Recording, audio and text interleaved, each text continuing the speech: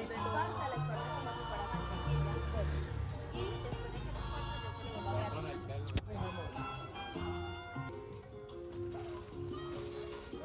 Oh my God. Porque hay un muchacho que más te querido. Oiga, no, ya muy queríamos hacer. Sí, hermosa. Hermosa, hermosa. Si tienes una... Son tuyas. Ay, Es por acá.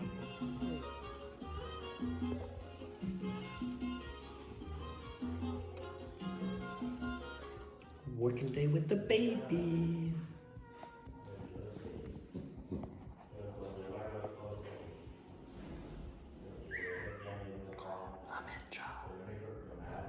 Bueno chicos, en este momento, in this moment, I'm waiting with my suegro, my papa, to my girlfriend Valeria, is about to get x-rays here in Latin America for her teeth at a very reasonable rate, so that is a plus. Ciao for now.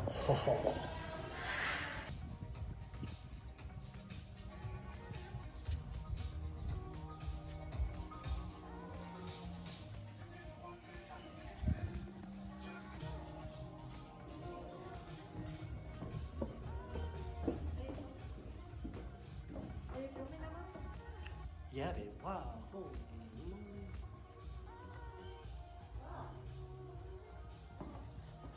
Wow, super jelly. Wow.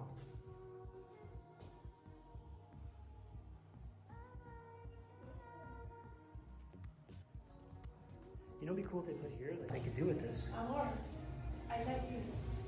Yeah, this is a cool table to have. Yeah. I'd be a fan of that. Uh-huh. Like I like the dining table to be something like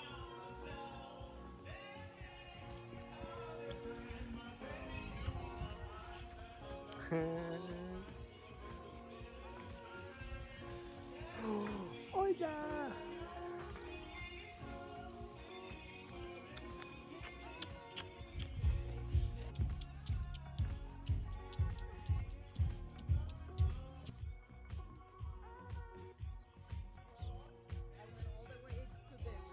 We just stopped right before the bottom.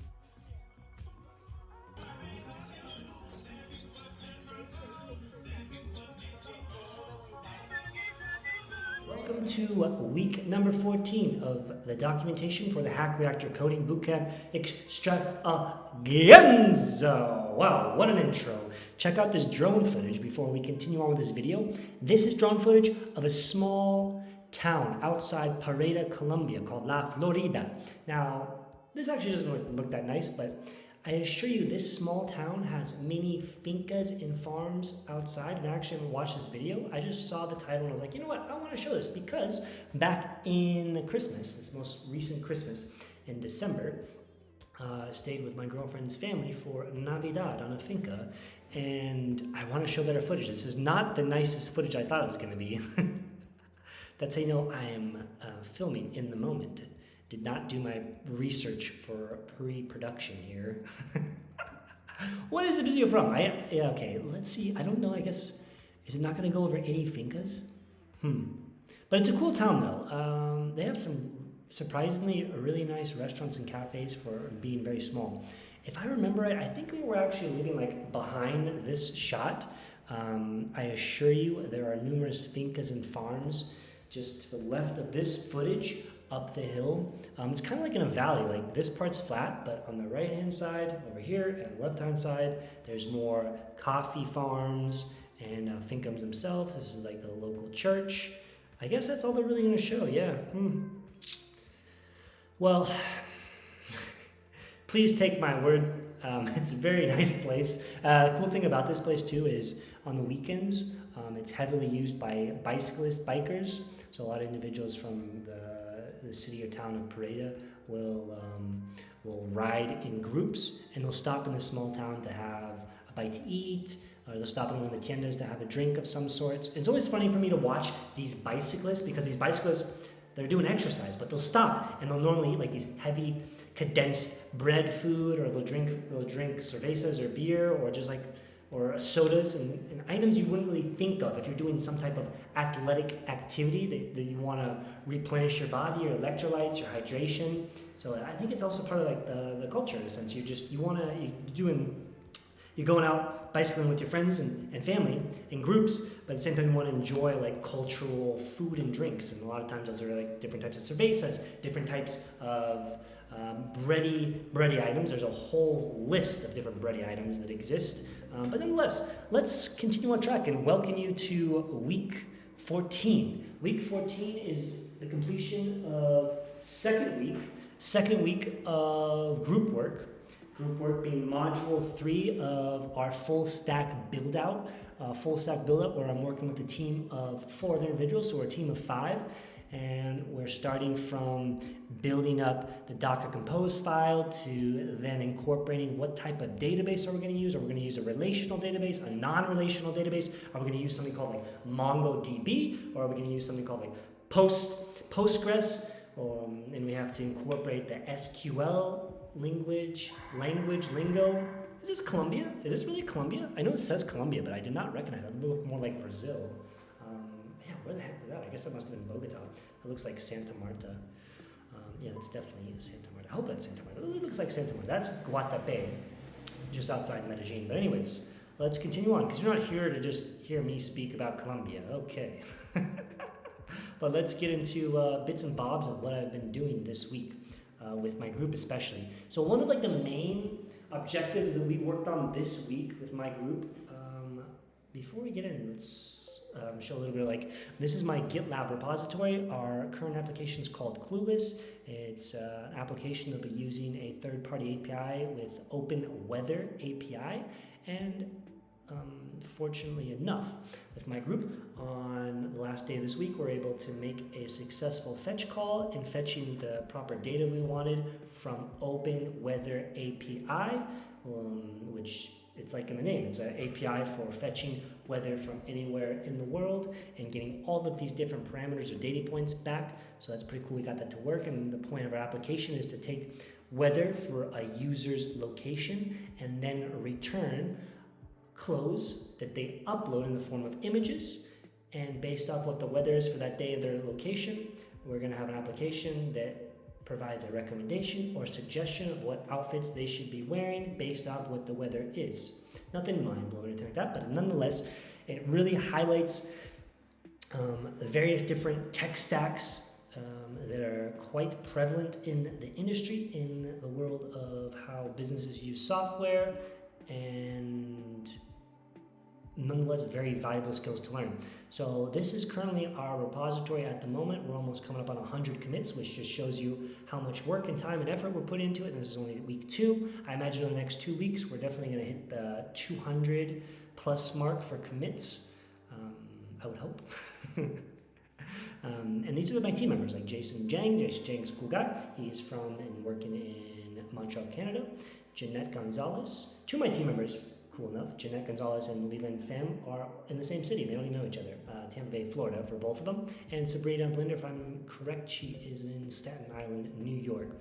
So the cool thing with our repository is we have all that information laid out as far as like the LinkedIn profile, their GitLab repository. So the main thought was for when all of us are presenting or talking about this project, this group project, we have the documentation to show to whoever's interested, hey, who are the team members you worked with? I hope you're telling me these people are real, and these people are real, because there you go. You can look at their profiles for various different platforms and that relate to their professional stature. So this is a little bit of our repository. I will be sharing more over the next coming weeks as we just add more to it, more code, more files. But one of the first things we did this week was tackle the authentication process, and more specifically, knowing how to use JWT. JWT stands for JSON Web Tokens. I said that very funny. JSON Web Tokens. So let me show you what that means. And for this project, we were required to use the JWT down for FastAPI library. This is something that's actually developed by, I think it's developed by Galvanize Incorporated. I feel like I remember seeing a statement, like a disclaimer statement about It's intended for employees and students' use. Showing it here though. But this is just like the documentation. So we implemented this documentation and we put it into our application, into our code itself. We did this by having several directories in our file structure. So for example, this is our application, our whatever is the name of our application. So you can think of this as our monolith, or it's our service, okay? It's our microservice, whatever. And so it's broken up into queries and router. And these queries and routers are going to allow us to utilize what we see on this localhost site, localhost 8000/docs. This is another web framework for implementing APIs called FastAPI. That's great marketing. If you want to implement APIs fast, use FastAPI. That is, it's pretty straightforward. I really appreciate the straightforwardness of naming that. So for this branch, we actually have more endpoints than just a post for login, a delete for logout, and a post for creating an account. Just for this sake of this video, I'm going to just be focusing on our authentication branch. We have numerous other branches, but for the sake of this video, focusing on that. And how this works now is it allows us to log in. And before we do that, let's create a user. Right, so this is like the model we created. So the model you can find here in where else? In the models.py folder. So for example, when we run the class of account in is structure where you have an email, a username, password, confirmed password, which is something we did add, a first name and a last name. That is being registered here. In the example value, this is called like a schema. This is like the structure of what the login, logout expects for information to be entered, or like parameters, you could say. So let's go into creating an account, okay? So let's do email of 14 at example.com, and let's do username 14. Why 14? Because it's week 14. It's a week 14 video. And let's do 14 as the password. Let's make everything 14. 14, confirming the password. We don't need to change the first or last name, but we're going to execute it, okay? And upon doing so, we actually have an internal server error. That's probably because I'm not supposed to enter numbers. So let's change that. Let's actually type out 14 and copy that. Boy, the word 14 looks very weird. I think nowadays I'm only used to seeing the word 14 in its Spanish form.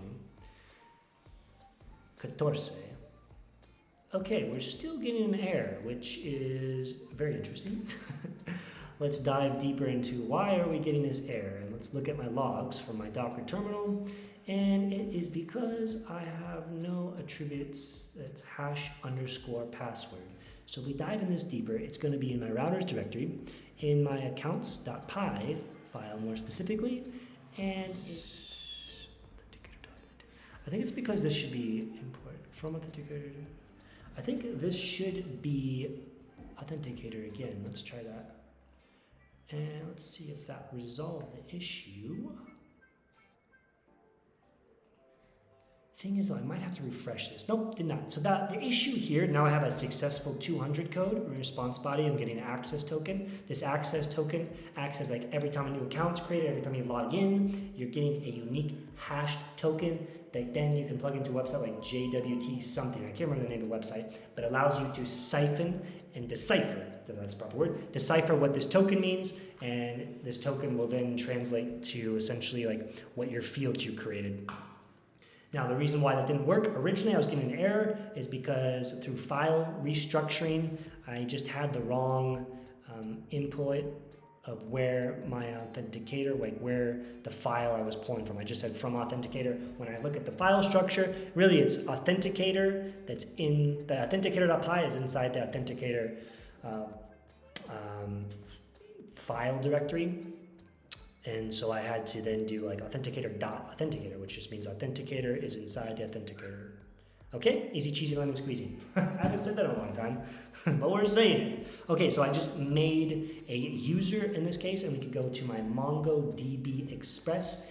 Now, the last day of class, we actually incorporated a Mongo Compass. That's something I have set up, but as a team, we did set that up, and that seems more user-friendly with being able to access the information we need from our database. But nonetheless, let me hit refresh, because now we should actually have another ID here, and there you go, 14. So this is the user that has been created.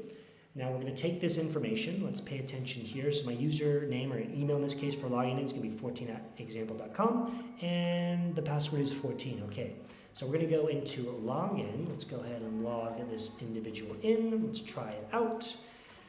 Like we saw, it was 14@example.com, and the password was 14. Let's go ahead and hit execute, and here, upon a successful login, which we have here, 200 code, which represents success and login. Again, we're getting a unique individual access token that has been created, and now we are logged in. The cool thing about this is, yeah, it's easy to log out. That's the cool thing about it. But what I want to highlight though is like it's really easy process incorporating this JWT down library for FastAPI. It was very easy to incorporate. So that's a very strong plus there in doing that. And then let's go ahead and log out this user. Quite simple. All we have to do just to test this out, go to try it out and execute, and we'll get a message saying we're true. And now I'm logged out. And there's another way you can actually get this to show up if you're logged in with the locks. That's where you're going to enter in the authenticated password bearer, which is another way to do it to test out. But yeah, this is just a little bit of what I wanted to show from the backend and what we've been working on. From this, I wasn't planning on showing this, but let's go ahead and change branches. So let me go ahead and create another terminal. Weather, and then this is the code we have thus far to make a successful return of our weather. So with this, we have figured out how to fetch a 5-day forecast for the temperature, the description of what the temperature is, in addition, the time that it's being fetched for that particular weather API call, and in addition, an icon. So the cool thing with the icon is we will be able to, from the front end, take open weather API icons, check it out real quick, and we can take these icons that will be generated when we pull it from the API and incorporate it into the front end. So we'll be able to replicate these icons on the front end, which is a pretty nice feature and something we don't have to consider. One less thing we have to consider on the front end. So yeah, that's just a little bit about this project we've been working on this week. Yeah, been really enjoying doing the group work, and I'm really looking forward to just spending time shifting things to being able to provide my services for other businesses in the form of using my software engineering skills in different ventures. Yeah, there's many more things to talk about with the trends and what's going on as of right now in the software engineering industry.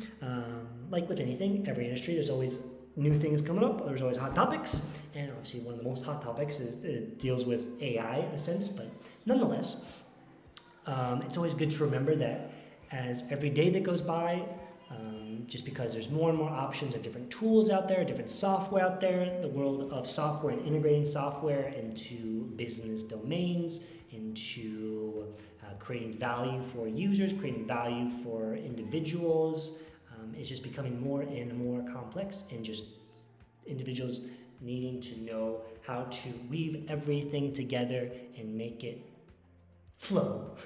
Make it flow.